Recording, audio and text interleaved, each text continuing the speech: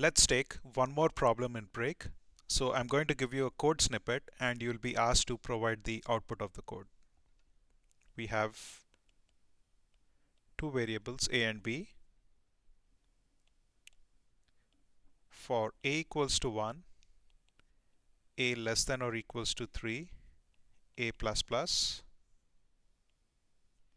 For b equals to 1, b less than or equals to 4, b plus plus. If b is equals to 3, then break, else printf percentile d, comma a comma b,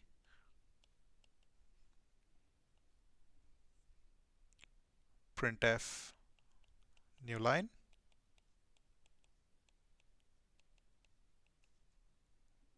and close the outer for loop. So this is the inner for loop and this is the outer for loop. And break here belongs to the inner for loop, as you can see. So essentially, when you hit break, control is only going to escape the inner loop, which means once you hit break, you execute the new line character and then go to the next iteration of the outer loop. So given this code snippet, what do you think is the console output? So if you want to find the console output, first try to look at the outer loop. So look at this statement here. Here we know that a starts from 1, goes all the way up to 3 in steps of 1. Therefore, you have a equals to 1, a equals to 2, and a equals to 3. So that's the execution of the outer loop. And for every iteration of the outer loop, your inner loop is going to go from 1 to 4 in steps of 1. Therefore, when a equals to 1, b could possibly take 1, 2, 3, 4. When a is 2, the possible values of b are 2, 3, 4. And similarly, when a is 3, b can be 1, 2, 3, 4. This is just by sheer observation. So I'm going to look at this and I'm going to look at this. Here b goes from 1 to 4, but it is not guaranteed to because we have a break here. But still, if you just look at these two loops here, you'll know that a goes from 1 to 3 and b goes from 1 to 4 for every a. Now using this, let us try to understand what happens. When a is 1 and b is 1, the loop condition fails. Therefore, you execute printf and you print the values of a and b.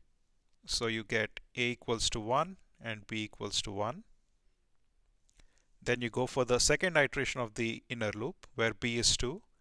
The if condition fails again. So execute the else part and you print 1, 2. Now b goes to 3. When b is 3, the if condition passes. You hit the break and you exit the inner loop. You do not execute the printf. So essentially, you are not even going to execute b equals to 4. And when you have b equals to 3, exit inner loop. Once you execute the new line character, you go for the second iteration of the outer loop. And for the second iteration of the outer loop, the inner loop could possibly take the values 1, 2, 3, and 4. Again, when a is 2 and b is 1, the if condition fails. You execute the printf and you get to 1. When a is 2 and b is 2, the if condition fails.